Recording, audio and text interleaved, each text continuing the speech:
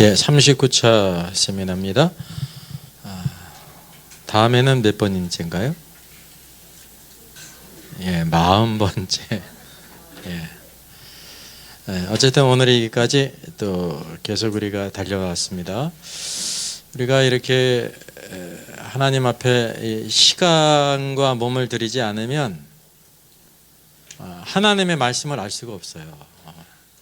다른 것도 마찬가지죠. 모든 게 시간을 들여야 돼요. 시간을 들이려면 내 몸이 있어야 되고, 그래서 우리가 하나님 말씀 들을 때 오늘 하나님의 계획을 알고 또 믿음이 충만해질 줄 믿습니다. 우리 레위기의 세 번째 시간이죠.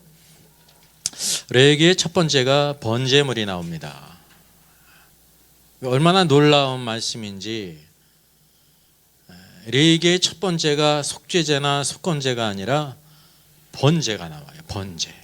번제 우리가 알다시피 모든 것을 다 태워서 하나님께 드리는 것입니다. 이게 하나님이 연락하시죠. 그래서 번제물이신 예수 그리스도, 이 우주 가운데 하나님을 위해서 절대적으로 사신 분은 누구밖에 없냐 하면 예수 그리스도밖에 없었어요. 오늘도 예수 그리스도를 믿어 구원받은 우리들이 그 안에서 그분을 따르고 그분을 닮아가게 될 때 하나님께서 오늘도 우리의 그 목표가 바로 뭐냐면 번제물이신 그리스도를 닮아가게 하시는 것입니다. 오늘도 번제물이신 그리스도를 닮지 않고 휴거될 사람이 없습니다. 휴거는 다른 말로 하면 내 삶의 모든 것을 완전히 하나님께 다 드린 사람이에요. 하나님을 위해서 절대적인 사람. 이 번제의 특징은 하나님에 대해서 절대적이었다는 사실이죠. 그래서 우리 첫 번째 마지막 남은 것이 번제물의 머리를 이렇게 하나님께 드렸습니다. 그래서 이 번제물의 머리, 그리스도와 영적인 의미가 어떤 의미인지 우리 번제물의 마지막 부분을 살피고 그 위에 두 번째 레위기 2장 소제물에 대해서 우리 상고하겠습니다. 요한계시록입니다. 자, 번제물의 각 부분을 보게 되면 첫째 소의 번제가 있고 양과 염소의 번제가 있고 세 번째 비둘기의 번제가 있습니다. 그리스도는 변함이 없는데 우리의 체험 가운데 이렇게 나눠진다는 거예요. 그래서 이 중요한 부분이 첫째 그 뜬 각이고요. 반드시 각을 떠야 됐습니다. 쉽게 얘기하면 쪼개지지 않고 하나님께 번제로 드려질 수가 없어요. 번제는 전체를 하나님께 드리는 것인데 그냥 전체로 다 드리면 되지 않느냐, 그게 아니라 반드시 각을 떠야 됐다는 거죠. 모든 것들이 쪼개져야 됐다는 사실이에요. 이제 머리의 부분이 있고 또 기림의 부분이 있고 내장의 부분이 있죠.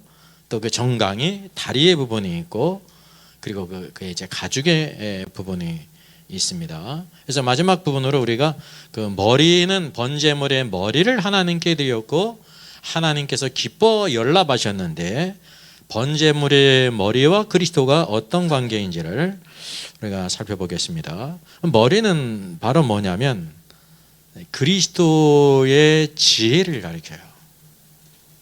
그리스도께서 이 지혜가 없으셨다고 하면, 다른 말로 하면 우리를 위해서 십자가 죽으실 수가 없으세요. 우리는 단지 그분이 우리의 죄를 대신 지시고 십자가 지었다는 것만을 생각하는데, 이 번제물의 각 부분은 예수 그리스도의 십자가의 죽음이 우리에게 어떤 의미인가를 이제 스펙트럼으로 이렇게 쭉 보여주고 있는 것입니다. 그래 햇빛이 쭉 비치면 우리는 그것을 나누어 볼 수가 없지 않습니까? 그것을 나눠 보시면 반드시 뭐가 필요해요? 스펙트럼이 필요합니다. 스펙트럼을 통해 가지고 빛이 산란을 통해서 쭉 그렇게 빛이 바로 빨주노초 파남, 이것이 쭉 그렇게 숨겨져 있는 것이 하나로 우리는 빛을 보는 거예요. 그러니까 예수 그리스도의 십자가를 통해서 우리는 그냥 우리 죄를 위해서 십자가에 죽으셨구나라는 것만을 보게 되는데, 구약을 통해서 예수 그리스도는 어떤 분이냐면 우리의 번제물이 되시고 소제물이 되시고 화목제물이 되시고 속죄제물이 되시고 속건제물이 되신다는 것입니다. 이 다섯 가지가 쭉 나오는데 첫 번째가 바로 번제라는 것입니다. 오늘 주제에 보게 되면 하나님께서 이 번제물 소의 머리를 기뻐 받으셨는데 그게 쪼개져 가지고 하나님께 연락되게 될 때 온전히 다 하나님께서 연락하셨거든요. 그러면 그리스도가 어떤 분이기 때문에 그러냐면 지혜로우신 분이기 때문에 그렇습니다. 그분은 우리 잠언에서 나타나고 있는 것처럼 잠언의 지혜를 말씀하잖아요. 그럼 지혜를 네 글자로 바꾸면 뭔지 아세요? 지이해해일까요? 지혜를 네 글자로 바꿔보세요. 이게 그리스도예요. 지혜는 따로 있는 어떤 추상적인 개념이 아니라 그 지혜가 예수 그리스도가 우리의 지혜라는 것입니다. 예수 그리스도가. 오늘도 예수 그리스도의 그 지혜를 닮아가지 않으면 그리스도 안에서 장성할 수 없고, 다른 말로 하면 하나님께 절대적으로 살 수가 없어요. 하나님을 위해 절대적으로 살 수 없는 사람은 뭐 할 수 없어요? 휴거할 수가 없는 겁니다. 휴거는 그냥 내가 휴거하고 싶다 해서 되는 게 아니에요. 하나님을 위해서 절대적인 사람만이 휴거가 되는 것입니다. 모든 것을 다 하나님께 드렸기 때문에 하나님께서 그를 데려가시는 거예요. 에녹이 하나님과 300년을 동행했잖아요. 300년을 동행했다는 것은 300년 동안 자기는 죽고 예수 그리스도로 살았다는 것입니다. 하나님을 위해 절대적으로 살았다는 겁니다. 그래서 하나님께서 그를 죽음을 보지 않고 데려가신 것입니다. 휴거의 원칙은 바로 뭐냐면 성숙이에요. 그래서 그 한 부분이 오늘도 그분의 지혜까지 달아가는 것입니다. 오늘날 우리의 보편적인 우리의 그 관념은 뭐냐면 내가 주님을 열심히 섬기면 돼. 열심히 여러분 좋은 거예요. 근데 열심히 섬기면 다 될까요? 어떻게 섬긴다는 거예요? 그냥 우리가 열심히 섬긴다면 이제 다 된다고 생각한단 말이죠. 하나님께서 성경을 왜 주셨어요?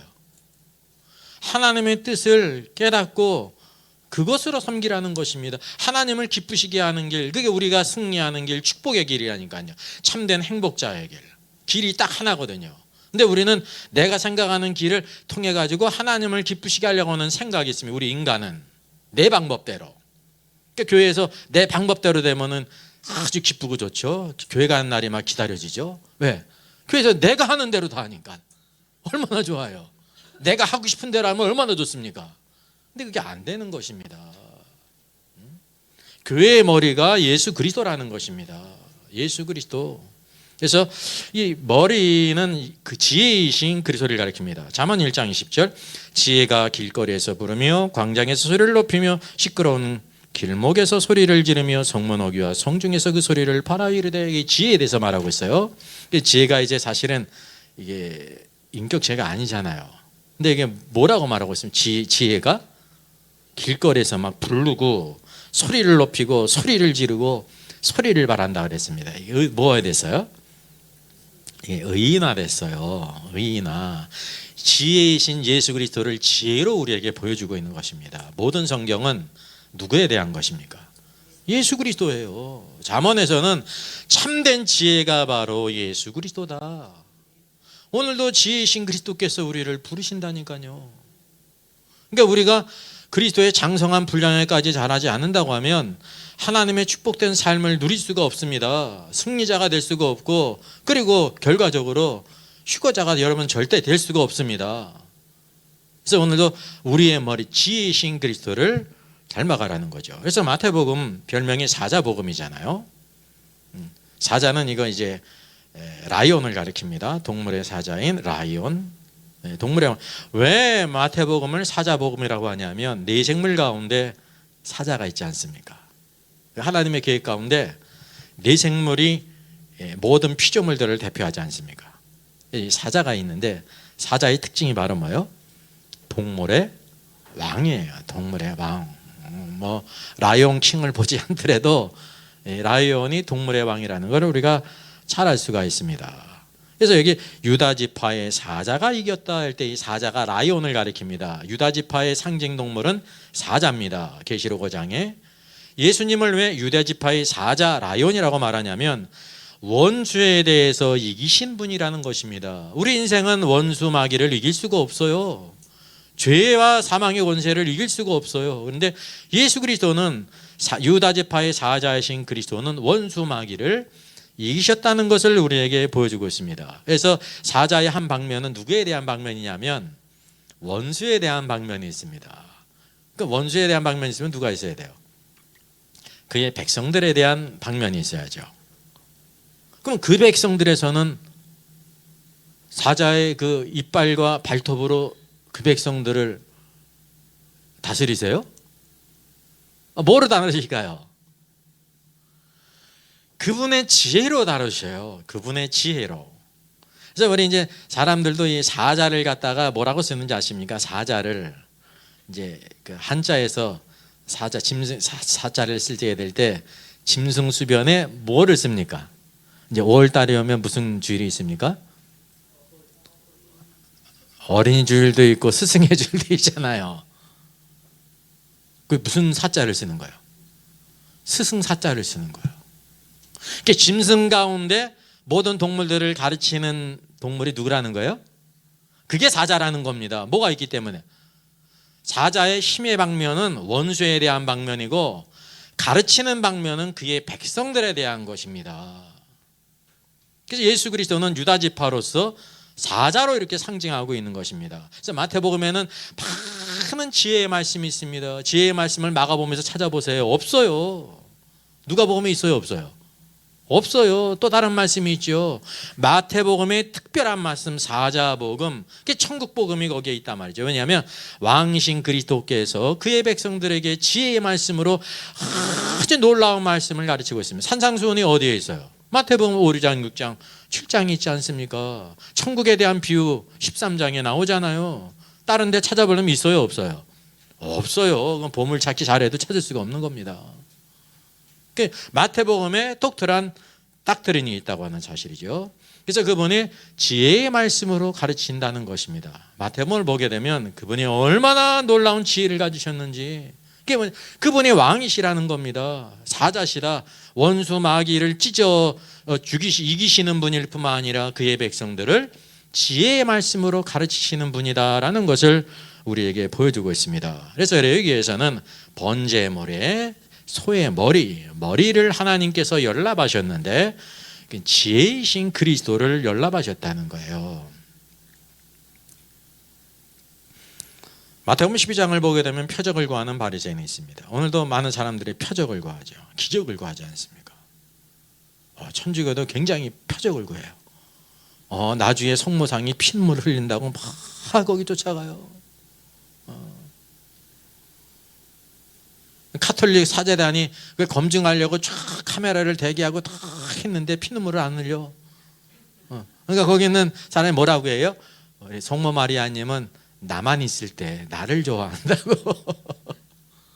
그게 다 이렇게 조작입니다. 카톨릭 신자들도 그것 가지고 마리아가 피눈물 흘리는 거 어떻게 피눈물을 좋아해요? 그게 다 이제 이렇게 쇼라는 거죠. 카톨릭도 그렇고 우리 성도들도 마찬가지입니다.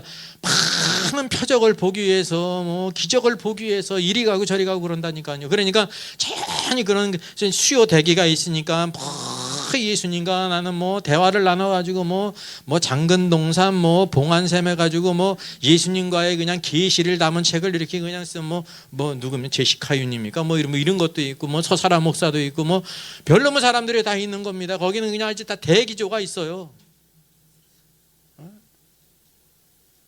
조금 성경만 알아도 그것이 얼마나 그냥 소설도 아니에요. 그거는 소설도 신경 쓴 소설도 아니라니까요. 성경을 떠나가기 때문에 성령의 역사는 항상 성경 말씀을 통해 역사하세요. 보혜사 성령께서 오셔서 이상한 일을 하지 않습니다. 내가 너에게 말한 말을 생각나게 하고 가르치시리라. 내적인 사역입니다. 사도들이 모두 다 성령 충만해서 어떻게 했습니까? 오늘날의 그런 은사 사역과 같이 했습니까? 아닙니다. 십자가 죽으시고 부활하신 예수 그리스도를 증거했다. 다 험대히 증거했다니까요. 표적을 구하는 바리새인들이 예수님께 표적 보여주시기를 원합니다. 당신이 하나님의 아들이라고 하면 표적을 행할 수 있지 않습니까? 기적을 보여주십시오 라고 했단 말이죠. 근데 주님이 뭐라고 말씀하세요? 악하고 음란한 세대가 표적을 구하나 선지자 요나의 표적밖에는 보여줄 것이 없다. 이미 요나의 표적은 이루어진 거거든요. 과거 구약시대에 요나가 불순종하다가 물고기 뱃속에 사흘 밤낮을 있다가 회개한 후에 나오지 않았습니까? 그 하나님의 능력을 보여주기 위해서 그런 게 아니에요. 능력은 능력인데 요나보다도 큰 이신 예수 그리스도, 예수님은 물고기 뱃속에 들어갔다가 4일 있다가 나오신 분 아니라 우리 죄를 대신 지시고 하나님의 죽임을 당하셨다가 음부에까지 내려가셨다가 사흘 만에 부활하신 것을 요나를 통해서 보여주신 거예요. 그래서 예수님의 다른 이름이 바로 뭐예요? 요나보다 더 큰 이다 라고 말하고 있는 것입니다. 이 표적 외에는 보여줄 것이 없다는 거예요. 오늘 다시 말하면 예수님이 십자가에 죽으셨다가 부활하신 것 외에는 보여줄 표적이 없다 그랬어요. 왜요? 이게 최고의 표적이에요. 최고의 표적이에요. 다른 모든 표적을 구하는 것은 다 뭐냐면 아무리 말끔하게 생기고 이성적인 것 같아도 다 음란하고 악하다는 것, 사악하다는 겁니다. 여러분 사악한 사람 만나보셨어요? 사악한 사람은요, 말하는 것도 산을 완전히 그냥 두려움에 떨게 해요. 예? 음란한 사람 만나보셨어요? 음란한 사람. 그 말이나 행동이나 하는 것이 정말 보통 사람은 상상을 초월한다니까요. 마치 주님이 그렇게 말씀하신 겁니다. 표적을 구하느니 멀끔한 바리새인들에게. 그래서 요나의 표적은 십자가에 달리신 예수 그리스도, 부활하신 예수 그리스도를 가리킵니다. 예수 그리스도, 이게 표적 중에 표적이라는 거죠. 그리고 주께서 말씀하신 그걸로 끝난 게 아니에요. 심판 때에 남방 여왕이 일어나 이 세대 사람을 총죄하리라. 이는 그가 솔로몬의 지혜로운 말을 들으려고 땅끝에서 왔음이거니와 솔로몬보다 더 큰 이가 여기 있다. 이 또 하나의 사례를 또 말씀하세요. 예수님은 바로 뭐냐, 솔로몬은 지혜의 왕이신 그리스도를 우리에게 이렇게 보여주고 있는 것입니다. 솔로몬과 예수님을 비교하면 솔로몬이요 그냥 태양빛 앞에 그냥 정구에 불과하다니까요. 솔로몬의 지혜는 이 땅이 지혜였다니까요. 이 땅의 지혜였어요. 예수 그리스도는 어떻습니까? 모든 우주 만물뿐만 아니라 영적인 모든 지혜, 그 지혜가 누구에게 있음을 보게 됩니다. 사도 바울에게 있었단 말이죠. 초대교회 성도들은 이 지혜를 가졌습니다. 이게 뭐냐면 누구로부터 온 거예요? 하나님으로부터 온 것이라 말이죠. 그래서 남방 여왕 지혜의 말을 들여온 솔로몬보다 더 큰 이시를 우리에게 보이셨습니다. 여기에 뭐를 보여주고 있냐면요, 예수 그리스도의 능력뿐만 아니라 요나보다 더 큰 이신 예수 그리스도는 십자가에 죽으셨다가 부활하신 주님이잖아요. 그분의 능력이잖아요. 부활의 능력이잖아요. 솔로몬보다 더 큰 이신 예수 그리스도는 어떤 분이세요? 그분의 지혜. 그래서 하나님께서 그분을 기뻐 받으신 겁니다. 예수님의 모든 것, 그의 머리까지 다 받으신 이유가 뭐냐면 이런 지혜로 충만하셨어요. 이 땅의 모든 지혜는 다 누구로부터 나온 것이냐면 그리스도로부터 나온 것입니다. 지혜의 근원이라는 말이에요. 지혜의 근원. 또 오늘도 우리가 번제물 가운데 이 머리, 지혜이신 그리스도를 우리에게 보여주고 있습니다. 자, 그리고 이제 비교를 해보면요, 요나보다 더 큰 이신 그리스도는 요나가 니느웨로 찾아갔습니다. 그 불순종하다가 그 일을 당한 거 아니에요. 요나가 가서 전해야 됐어요. 근데 거꾸로 솔로몬보다 더 큰 이신 그리스도를 여기 말씀하고 있는데 남방 여왕이 어떻게 했습니까? 솔로몬이 그를 찾아간 게 아니라 여왕이 찾아왔어요. 왜 틀릴까요? 요나보다 더 큰 이신 그리스도는 복음을 전한 거예요. 구원이에요, 구원. 가서 전해야 되지 않습니까? 근데 솔로몬보다 더 큰 이신 그리스도, 지혜이신 그리스도는 지혜이신 말씀을 듣기 위해서 그가 와야 된다는 겁니다. 그가 와야 된다는 거예요. 그가 멀리서 왔을 뿐만 아니라 그냥 왔어요? 많은 보험을, 예물을 갖고 왔다니까요. 그 솔로몬이 그거 있는 사람만 만나준다 그랬어요? 아니라니까요. 지혜의 말을 듣기 위해서 그가 많은 예물을 가져가야 된다는 걸 알고 있었다니까요. 인지상정으로. 근데 솔로몬이 어떻게 했습니까? 빈손으로 돌려보냈어요?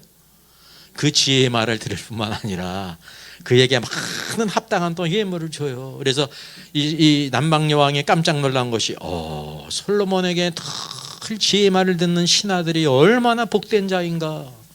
오늘도 우리가 예수 그리스도를 믿을 때 요나보다 큰 이신 그리스도를 믿지 않았습니까? 이게 구원의 역사예요. 복음이 우리한테 들려지지 않습니까? 믿은 사람이 모두 구원받는다니까요. 그 다음에 무엇이 필요하냐면 남방 여왕과 같이 우리가 주님을 찾아가야 된다는 거예요. 오늘 제가 어떤 영상을 보니까 그런 제목이 있습니다. 가까운 교회가 좋은 교회일까요? 흔히 이렇게 전도를 하면은 이제 가까운 교회 가세요 이렇게 하는데 가까운 교회가 좋은 교회냐는 거예요. 물론 그 이제 좋은 뜻으로 한 거예요. 그 말하는 사람은 좋은 뜻으로 한 겁니까? 애들 학원 보낼 때도 그냥 가깝다고 보냅니까? 학교 보낼 때도 가깝다고 보내요? 어떻게 유학을 가고 뭔데? 가깝다고 보내? 아니거든요. 남방 여왕이 그 먼 데서 마차를 타고 털털거리면서 지혜의 말을 들어왔다니까요. 오늘날 주의 성도들 가운데 주님의 그 지혜의 말씀을 듣기 위해서 이렇게 추구하는 사람이 얼마나 됩니까? 이게 둘째 문제예요. 둘째 문제. 왜 오늘도 우리가 하나님의 지혜가 없느냐? 귀히 여기지 않는다니까요. 귀히 여기질 않아요.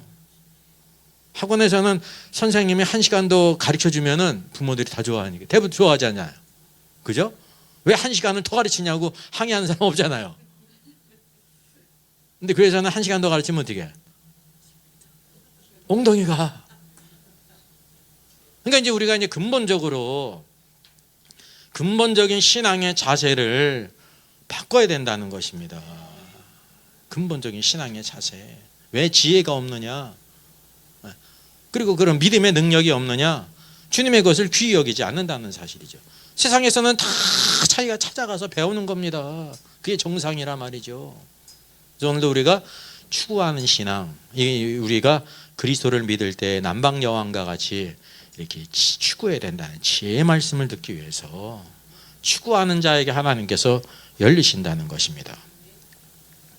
마태복음 22장에는 또 아주 이제 진퇴양난의 질문을 들고 나오죠. 가이사 시저에게 세금을 바치는 것이 옳습니까? 옳지 않습니까? 이제 시저에게 세금을 바치지 말라고 하면 어떻게 하냐면 이 사람은 로마를 반대하는 자다 그래가지고 고소할 거고요. 로마에게 세금을 바치라고 한다고 하면 이 사람은 하나님께로 더 왔는데 우리를 압제하는 로마한테 세금을 바치라고 한다. 로마의 압제비라고 또 이렇게 할 거란 말이죠. 예수님이 그 마음의 생각을 다 아셨어요. 그러니까 왜 외식하는 자들아 왜 나를 시험하느냐 그랬지 않습니까? 근데 주님이 놀랍게도요. 그 상황 속에서 돈을 좀 가져와라. 그때 데나리온을 가져왔어요. 데나리오가 은하거든요. 거기에 누구의 형상이 그려져 있냐면 시저의 형상이 그려져 있습니다. 그러면서 거기에 누구의 그림이 그려져 있느냐? 시저입니다. 그러니 시저의 것은 시저에게, 하나님의 것은 하나님께 바치라. 여러분 세금을 바쳐야 돼요? 말아야 돼요? 바쳐야 되죠. 세금은. 믿지 않는 사람들도 다 내는 겁니다. 세금은. 그리고 이들이 도외시하고 있었던 것, 너희 하나님의 것을 잊지 말고 드려라. 하나님의 것은 하나님께 드려라. 그래서 우리 구원받은 백성은 이 땅의 국민으로서 나라에 대한 의무를 다해야 되는 거예요, 여러분. 그뿐만 아니라 우리가 하나님의 백성이기, 하나님의 왕국 백성이기 때문에 하나님의 왕국 백성으로서 책임을 시작하는 게 그게 11조예요. 세상에서는 세금 안 하는 사람이 얼마나 있습니까? 거의 99.9% 하죠. 그죠? 0.1% 가끔 이상한 사람들이 이렇게 이제 감옥에 가죠. 뉴스에도 나오고 그거 한다고 그래가지고 생색내는 사람 없거든요. 근데 구원받은 교회 하나님의 백성들 가운데 11조 하는 사람이 몇 프로예요? 통계를 보게 되면 맥시멈 33%예요. 11조 하는 사람이. 그거는 그냥 교회에 나간다고 그러는 게 아니라 세례받은 사람을 가리키는 겁니다. 세례받은 것은 예수님이 나를 위해 십자가 죽으신 하나님의 아들이십니다 라는 걸 믿고 고백한 사람 가운데 그 하는 11조를 하는 사람이 30 몇 프로라는 거예요. 그리고 신앙생활 가운데 11조가 가장 덜 시험이 되는 사람 있지 않습니까? 11조 하면은 율법이래. 11조 하면 뭐 지옥 간다는 사람들, 목사님도 있어요. 응?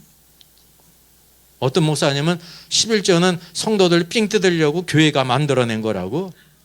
실제로 그렇게 있어요. 제목이. 성경을 몰라도 전혀 모르는 거예요. 성경을 몰라도. 그래서 오늘도 이게 주님께서 말씀하신 것, 시저의 것은 시저에게, 그리고 하나님의 것은 하나님께 바치라. 여기서 우리가 뭘 보냐면 이 진퇴양난의 질문이죠. 이렇게 말할 수도 없고 저렇게 말할 수 없는데, 바로 주님께서 세상 왕국의 법칙과 하나님의 왕국의 법칙 두 가지를 그대로 말씀하셨습니다. 이게 바로 뭐냐면 예수님은 번제물의 머리가 하나님께 온전히 다 연락되었는데 지혜이신 그리스도라는 거예요. 지혜가 없으면요, 이 시험을 통과하지 못하면 예수님께서 십자가에 죽으실 수가 없어요. 죽어도 뭔지 아세요? 그 흠결이 있기 때문에 우리의 구원에 문제가 생기는 거예요. 이게 얼마나 심각한 겁니까? 주님이 그 완전하신 분이기 때문에 주님의 구원은 너무나 완전한 거예요. 우리의 거기 행위가 1%라도 들어간 게 아무것도 없단 말이죠. 1%라도 없어요. 우리는 행위로 구원받은 것이 아니라 믿음으로 구원받았습니다. 그래서 이것을 통해서 성경은 예수님이 어떤 분이냐면 우리에게 번제물 머리이신 그리스도, 지혜이신 그리스도를 우리에게 보여주고 있습니다. 이 시험을 통과하지 못하면 주님께서 십자가에 가서 죽으실지라도 그의 죽음은요, 문제가 있는 죽음이 되는 거예요. 하나님께서 보실 때. 이제 구원받은 성도들 가운데 구원받았다가 막 이렇게 이제 구원 탈락이 돼가지고 지옥 갈 사람이 막 생기는 거예요. 이게 사실이라고. 이 시험을 통과하지 못했어. 그래가지고 어정쩡해가지고 주님이 대답을 못하시고 이렇게 꽁무니를 빼셨어. 그러면 행위 구원이 맞게 되는 겁니다. 예수를 믿어도 구원 탈락이 있을 수 있다라는 것이 맞는 게 되는 거예요. 근데 그런 가능성이 있습니까? 없습니까? 0.1%도 없습니다. 주님은 그렇게 완전하신 분이었다는 것이죠. 완전하신 분. 또 부활이 없다고 하는 사두개인이 있습니다. 예수님을 믿어도 어떤 사람이 있냐면 어떻게 죽었던 사람이 다시 살아나느냐. 이게 이성으로 믿지 못하지 않습니까? 이게 이성주의예요. 이성주의. 내 이성에 맞으면 믿고 이성을 초월해버리면 믿지 않는 겁니다. 홍해가 어떻게 갈라지냐. 이성으로 이해 못하니까 갈대밭으로 걸어갔는데 그게 갈라진 것처럼 보인 거다. 이렇게 해석하는 사람들 있잖아요. 이게 오늘날의 사두개인들이 많죠. 사두개인들이 얼마나 많이 있어요. 사두개인들이. 그래서 예수님께 와서 모세에게 일렀으되 사람이 자식이 없어 죽으면 동생이 아내의 장사들어서 형을 위하여 상속자를 세우라 했습니다. 이게 형사 취수의 법이란 말입니다. 형사 취수의 법은 참 오묘한 겁니다. 근데 이들이 말하길 때 칠형제가 있는데 둘째도 죽고 셋째도 죽고 이 형수가 다 둘째, 셋째, 일곱째까지 결혼했는데 마지막 일곱째도 죽었다는 거예요. 그러면 장차 부활할 때 이 사람은 누구의 아내가 되겠습니까? 부활을 믿지도 않으면서 이런 아주 기이한 아주 상황을 만들어내 가지고 예수님을 시험했습니다. 그러니까 예수님 뭐라고 말씀하세요? 너희가 성경도 하나님의 능력도 알지 못하는 거로 오해했구나. 오늘날 우리가 하나님의 말씀을 얼마나 많이 오해를 합니까? 그래서 인간의 이성에 맞춰 가지고 막 그냥 하나님을 도와주기 위해서 막 이상한 해석들을 한단 말입니다.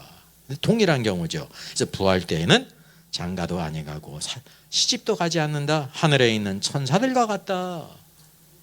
하늘에는 시집가고 장가 가는 게 있어요? 없어요? 없다는 건 누구와 같아요? 천사인데 하늘에 있는 천사예요. 이게 왜 그런지 아십니까? 하늘에 있지 않고 타락한 천사들은 어떻게 해요? 창세기 6장을 보게 되면 하나님의 아들들이 사람의 딸들을 취해서 네핌을 낳지 않습니까? 이 땅에 천사들이 나타날 때 어떤 모양으로 나타났어요? 사람이면서 남자예요. 남자면서 누구예요? 청년이에요. 청년 다. 그들이 이제 사람의 딸들을 취해가지고 자손을 낳을 수가 있어요. 근데 하늘에 있는 천사들은 그 지위와 위치를 지키기 때문에 생육하고 번성하지 않는 거. 하나님께 순종하는 천사들은. 그래서 하늘에 있는 천사와 같다. 이게 천사가 결혼할 수 없다라는 걸 가르치는 게 아닙니다. 왜? 타락한 천사들은 지금 공중에 있거든요. 그게 누구와 같다는 거예요? 장차 우리는 천사와 같다는 거예요. 생육하고 번성하질 않아요. 그래서 번제물이신 그리스도는 이와 같이 사두개인들의 부활을 믿지 않는 이성주의자들이죠. 자유주의자. 지혜의 말씀으로 물리치셨습니다. 이 시험을 이기지 못했다고 하면 주님이 십자가에 죽으셨을지라도 그분의 구원은 문제가 있는 거예요. 저와 여러분 가운데 신앙생활 하다가 구멍이 뚫렸으니까 구원 탈락할 사람이 생길 수도 있다는 사실이죠. 근데 그런 일이 있어요? 없어요? 없어요. 왜? 예수 그리스도는 번제물의 머리와 같이 완전히 지혜로 충만하신 분이었다는 것입니다. 그분만이 유일한 우리의 구속자가 되실 수가 있다는 것을 성경이 보여주고 있습니다. 여성 한수, 남녀 차별인가? 이게 헤드십이죠. 헤드십에 대해서 이렇게 가르치고 있습니다.